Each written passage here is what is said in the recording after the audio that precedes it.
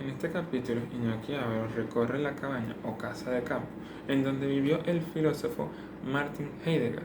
explicándola mediante la filosofía del mismo, el existencialismo, planteando una relación entre habitar y construir, y la experiencia basada en recuerdos nostálgicos para así habitar en plenitud. En este existencialismo de Heidegger es importante comprender que para él habitar es cuidar,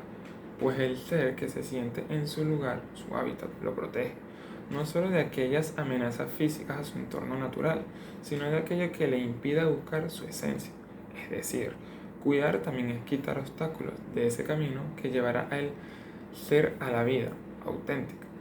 de la que aquello tanto platica el filósofo en sus escritos. Para el existencialismo, el ente es el Dasein, o ser ahí,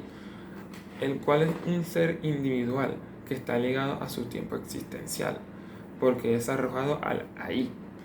a un contexto que no escoge, en donde ya existe una historia y conviven ya con otros entes. El puente funciona para explicar este hábitat del ser, ya que pues no solo sucede en un espacio encerrado o definido por cuatro paredes y un techo, es decir, lo material. Es más bien un estado en donde se pueden conectar varios entes,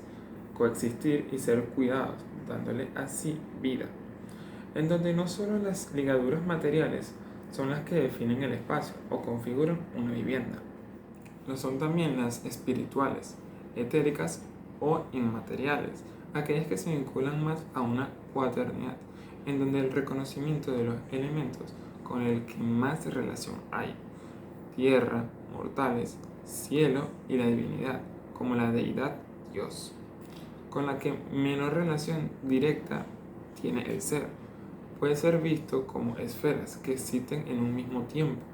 o momento e influyen en la configuración de las formas y le dan vida a ese puente que no solo es una estructura física. A su vez, esas esferas tienen su función aislada y el puente actúa como ese pasadizo entre una y otra, llevándolo a una redefinición de paisaje cultural y paisaje natural y las actividades del ser humano, en donde es esa visión de que hay varias esferas, las cuales definen la personalidad o el actuar del sujeto, que al protegerlas se les da sentido y razón, paralelamente dando vida y forma a la arquitectura, porque cuando el ser construye la casa con esa cuaternidad presente,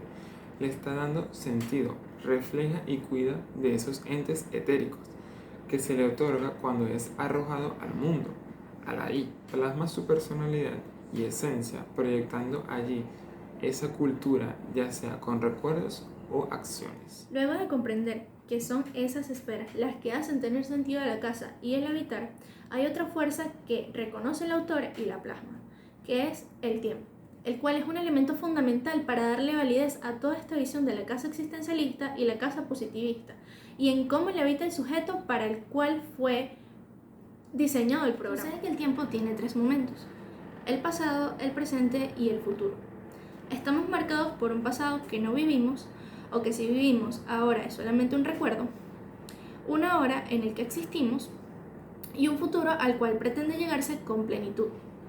Para vivir la experiencia de la casa existencialista y con el habitar tener una vida auténtica, es necesario volver a ese tiempo del pasado o a ese tiempo radical, en donde se hace un stop de ver todo proyectado hacia el futuro sin tomar en cuenta los orígenes o raíces que son necesarios para conectarse con esas esferas cuaternarias, pues la actualidad, según Heidegger, solamente llena a la humanidad de obstáculos, como lo serían la televisión, la radio, las revistas, para ese momento, que la hacen alejarse más de su realidad y de esa búsqueda del sentido de existir.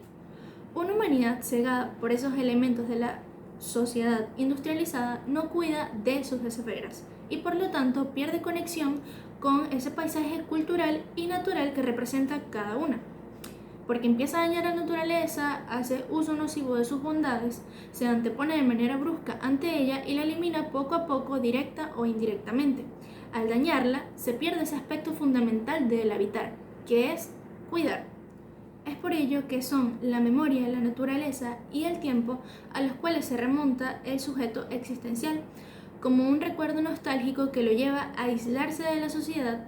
y de la ciudad para así volver a conectar con su origen, con su raíz, que vendrían siendo esa selva negra llena de árboles, verde, naturaleza frondosa y por ende que le permite volver a conectar con ese cuidar que representa el habitar. Como una analogía de esto, es a partir de la nostalgia por el transcurso del tiempo lo que permite habitar la casa tan solo con el pensamiento. Y si se toma de manera no literal, la que hace que cada ser construya el espacio arquitectónico de manera distinta, es esa la idea de su pasado, de los recursos adquiridos que van formando en la mente pensamientos inconscientes, de lo que nos agrada y lo que no, lo que nos produce paz o calidez, o en cambio ruido y disgusto. Por ello la casa existencial es ese espacio definido por el recuerdo de nuestro pasado. Ahora bien, esa nostalgia de Heidegger es producida por el recuerdo de lo que quizás fue el habitar de alguien más. Y es que para revivir la plena vida o auténtica es necesario volver a las raíces, a ese lugar alejado del paisaje artificial de la ciudad que permita al sujeto refugiarse para cuestionarse su existencia. Todo lo contrario sucede con la casa positivista de Tati, en donde el tiempo es visto con valor hacia el futuro, un futuro brillante para el cual se trabaja constantemente en el presente, en donde básicamente se olvida que se tiene ese origen conectado a la naturaleza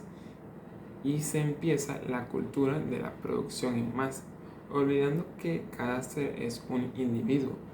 y generalizándolos al punto de darle el mismo programa de casa a todos. Ahora bien, pensar en los usuarios a quien fue destinada la casa o inclusive a quien se dirige el sistema proyectado como aquellos elementos o fuerzas que configuran y prefiguran la forma del espacio arquitectónico es lo que plantean Iñaki Ábalos y Amos Rapoport en sus libros. Pese a esas afirmaciones, las casas en estos 3 capítulos son algo parecidas unas entre otras. Un ejemplo es la casa Zaratustra y sus materiales que la hacen sentir conectada con la casa positivista por esa pulcritud del espacio. También el uso del vidrio que permite un espacio permeable. Otro ejemplo es la casa existencialista, que al igual que la casa Zaratustra se aleja del paisaje artificial de la ciudad y de la sociedad. Rapoport explica esto de una manera más directa, en donde es la familia la que finalmente figura el sistema porque es la cultura del ser humano la que se está plasmando allí. Sin embargo, Ábalos se expande mucho más en ello y lo presenta de una manera más abstracta o menos concisa, con el uso de la filosofía para explicar cada una de estas casas, tomando ejemplificaciones complejas de los individuos e inclusive onomatopéyicas, para así llegar a darnos a entender que el modelo de casa que explica puede ser otro más, como la casa existencialista explicaría cualquier otra casa rural, y que a pesar de que se vaya por tangentes para poder explicarlo, que Rapoport definitivamente no toma, logra su cometido, que entendamos la casa y darnos la esencia de la tipología. Y es que el individuo o el sujeto sí contribuyen a generar las formas arquitectónicas, porque al final es el único ser consciente que le da vida, sentido y tiene poder de decisión sobre esa construcción. Pero en la buena vida se hace uso de elementos complejos que justifican decisiones en la forma que no se le pueden atribuir a la familia o al sujeto. Sin embargo, hacer uso de esos recursos, usar analogías para explicar la arquitectura, permite comprender al final de todo y del capítulo cómo es esa casa y que su forma no se genera porque sí.